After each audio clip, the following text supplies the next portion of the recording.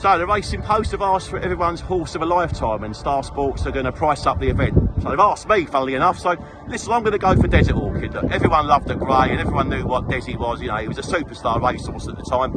And back in the day, he used to put people on the gate, Desert Orchid. It's something that maybe Frankel did, but Desert Orchid used to run at somewhere like Wincanton or down at Exeter, and it put 2,000 or 3,000 a gate. People would flock to go and see him. That's the sort of horse he was, and nowadays we don't get anything like that in the game.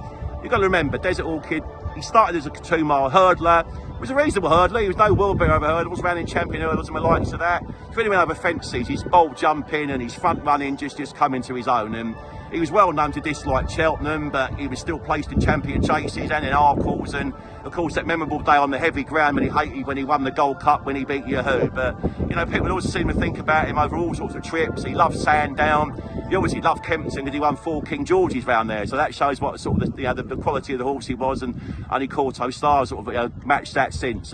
Yeah, look, Desert Orchid, everybody loved him. I mean, 2 miles to 3 miles 5, it all came alike to him.